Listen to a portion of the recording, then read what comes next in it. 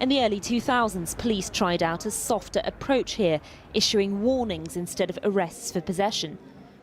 Now research conducted in South London suggests cannabis with a high potency, known as skunk, can be linked to psychosis.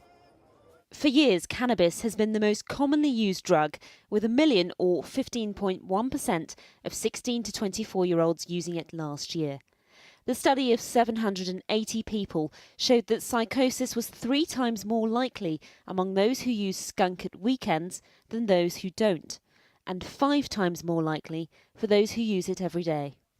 If you started in your early adolescence, then the risk was higher. And other people have found this also, and this may be because in your teens the brain is still developing, and if you take a lot of skunk or indeed other drugs, you may change the way the brain develops, and this may be riskier.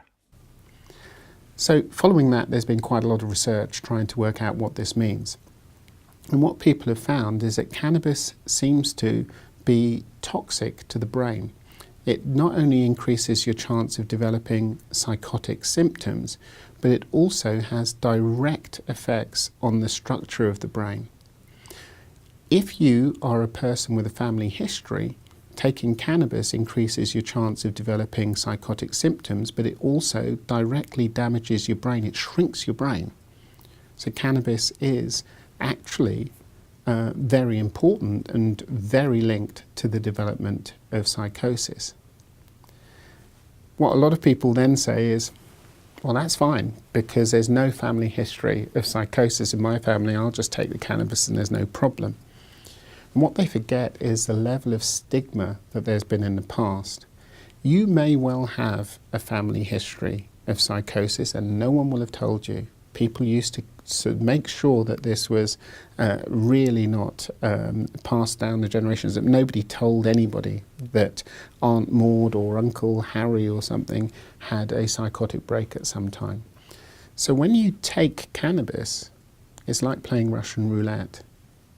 You don't know whether you're the person who has a vulnerability and who is going to develop a psychosis.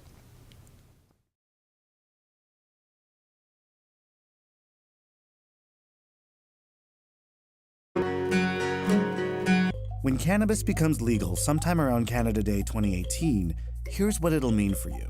If the government legislation passes as is, you'll have to be at least 18 to buy weed in Canada, but the provinces could raise the minimum age. The provinces will also figure out where and how it's sold. 30 grams is the maximum amount of weed you'll be able to have on you legally. For those of you used to buying from a dealer, that's just over an ounce. And every household will be able to grow up to 4 plants. But the legislation also brings in some tough new penalties.